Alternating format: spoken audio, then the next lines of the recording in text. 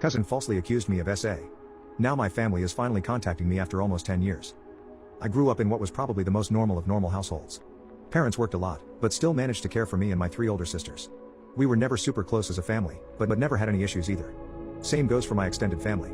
They always lived a few hours away, but we saw each other during summer holidays or Christmas and always got along great.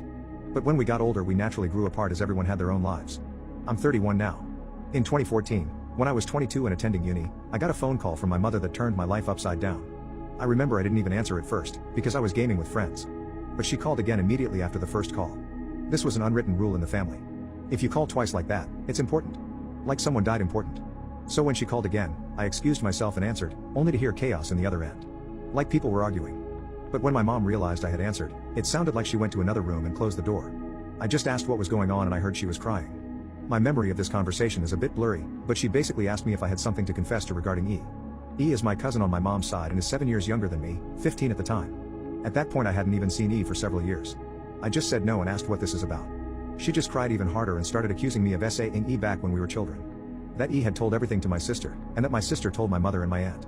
E had told them that back when she was 9, and I 16, she'd been playing in my room when I came in and started feeling her under her clothes and kissing her. My mother screamed at me to say something, but I couldn't even speak. It was all so absurd. I remember thinking that must be some bad joke. The last thing I remember saying was that it's not true and that E is lying. But then my mom goes on saying that how E gave such a detailed description of where and how. Then she kept asking something like, did you do this? Did you do this? And I just screamed back at her no. Each time. It all ended with my mom putting me on speaker and both my mom and dad saying that they don't want anything to do with me and never to contact them again. 2 of my sisters texted me later that day, pretty much saying that I'm disgusting and then blocked me. I know it's weird, but after that call I went to have a long shower. To this day I still don't know why I did that. After calming down, I started calling and texting everyone, even E. No one answered and the ones who hadn't blocked my number by then quickly did so. The only thing I heard back was from my father who texted me to stop contacting them and that they need to heal. That was 9 years ago and I haven't spoken to anyone in my family since that day. To say this fucked me up is an understatement. I was living in a haze for weeks after that and hardly ate at all. It didn't help that this was right before I was supposed to defend my bachelor's thesis and was already stressed out. Luckily my co-writer sensed something was up and saved me by controlling the conversation so that I got the easy parts. Without him I would have failed. Needless to say, no one came to my graduation. Then started the worst period of my life. I spent the first year expecting the cops to knock on my door and arresting me for sexual abuse. I didn't land any jobs, just living off my saved money. I drank a lot and did oxy. I also grew resentful and violent. The only reason I didn't hurt anyone is because no one was around. My neighbor called the cops on me once after I had smashed a glass, but I managed to convince the officers that I had just dropped it, and they went away since there were no others inside my apartment. Instead of sleeping, I spent my nights planning how I could hurt E and make sure no one ever found out. Even thinking how I could actually do the things she'd accused me of, but much worse. I know, I'm not proud of that. I landed my first real job in my field in late 2015. Only then did things start to improve. I focused all my time on my job, as it gave me something normal to do. Recovery was a slow process, but I drank less and smiled more. I lived cheap and earned good money, so I made a point of buying myself a nice gift for my birthdays, a VR headset, a motorcycle, Lego etc. And last year I moved from my shitty apartment and bought a small house. It was an old dream of mine to have my own garage and a garden to care for. This has boosted me even more. So my life is okay now. I still got problems. I've been on antidepressants for the last few years and while they help, it's not in a happy way. They simply remove the dark thoughts and replace them with dead ones. My trust in other people is close to non-existent. I've tried dating, but only been on 2 dates with 2 different women. It's really hard to speak like a normal person when it comes down to it. And what would I tell a potential partner when she asked about my family? Oh, you know they accused me of a heinous crime and we're not talking anymore. But I didn't do it, I swear. My field is very male dominated, so the only woman I really speak to is my therapist, who I like a lot. A few days ago, I received a text from my mother.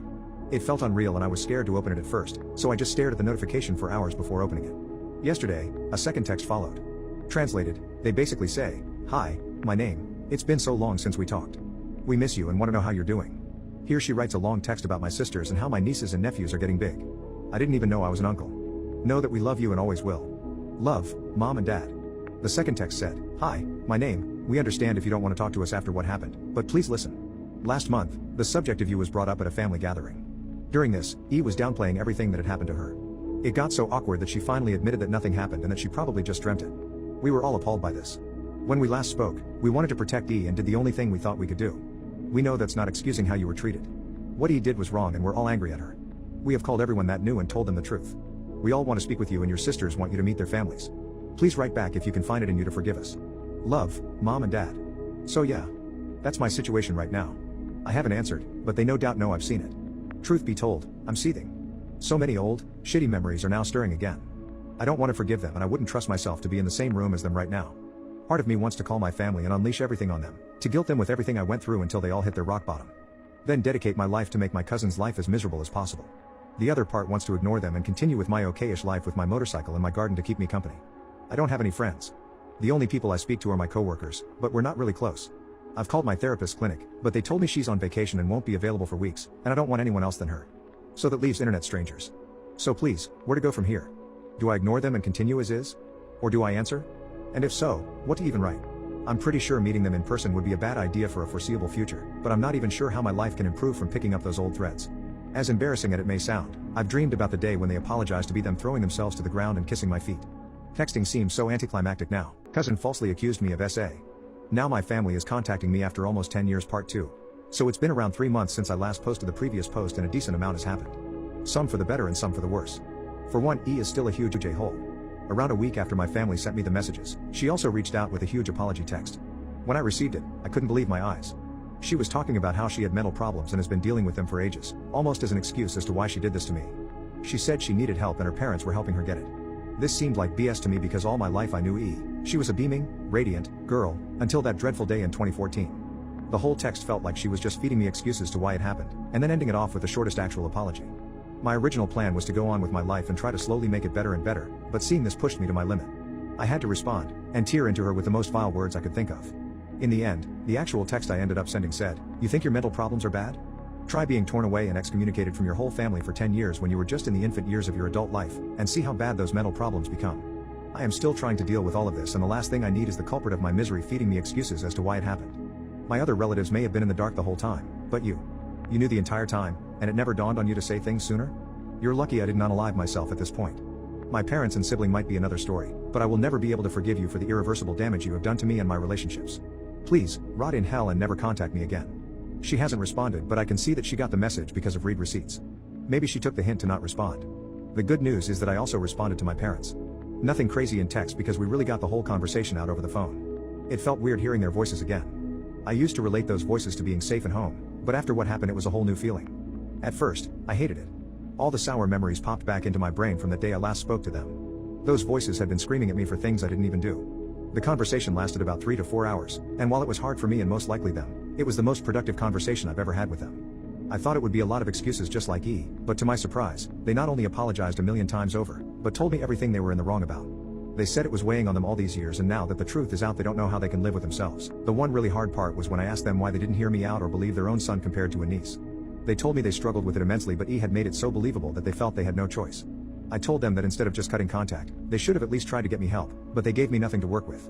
They said they knew this and that was the hardest part. After the first year or two, they said they wanted to contact me and try to figure things out, but they ultimately decided that me being who I was would not talk to them and things would just get worse. That got me heated a little bit because who cares what type of person I am? What I really am is your son and that comes first. At the end we came to the conclusion that we will stay in contact. I am not going over to visit them or anything but it's a start. While there is still so much hatred in my heart for them, I feel like things can get better, and that's why I'm somewhat happy. Since that phone call, we frequently check up on each other, and conversations are slowly getting back to what they used to be. Maybe I'll visit them someday, but I don't know when that will be or how it will go. How am I supposed to hug and say hi to the people who threw me out of their life? Cousin falsely accused me of SA. Now my family is contacting me after almost 10 years. Final part. Hey guys, so I have another update on my whole situation regarding E and the SA. It has been another 4 to 5 months since the last update and I have some better news than worse this time again. To start off, a lot of people were telling me to sue or take E to court. While I agree that what she did was unforgivable and heinous, I don't feel like that will cause any good. The situation has been 10 years in the making and I kind of just want to be all over and done with it. Taking her to court would cost me thousands in legal fees that I just can't afford, and I also can't help but think of the fact that E never took it to court either. I know that's not a good excuse but it's just a thought. I am still in contact with my parents and you won't believe it but I actually visited them around a week ago. They also have removed contact with E, and I feel like her getting the same treatment I went through is similar to being sued in terms of punishment. Believe me I would know. Visiting the parents went well. I haven't seen the rest of my family as I want the process to be gradual, but we met and had a nice dinner, of course. In my last post I said I didn't know how the greeting process would go. How was I supposed to greet the people who tore my normal life away? Well, the greeting went better than I imagined. I thought hate would win over me but I actually felt somewhat relieved when I saw them. Is that weird? Maybe it was the fact that seeing them meant maybe my life was getting back to the normal it was before, but I don't know. I didn't hug them until after because the conversation we had was pretty grueling. I didn't mean to rip into them but I felt I had to really get the point across of how much hurt they had caused me. At some point my mother cried, because of the detail I went into about my darkest times. They said they know they can't do anything to fix what has happened but want the future to be optimistic. They even opened the idea of coming home for Christmas and seeing the rest of the family, but I told them my plan about taking it slow and said I might be open to the idea. While I am still conflicted, that feeling of hatred is slowly going away and I am overall just feeling like a better person in general. I think the weight of the situation had pulled me down all those 10 years and now that I am free of judgment it feels good. I have also started dating now, and met a great girl that I am starting to slowly get serious with. Life is getting better.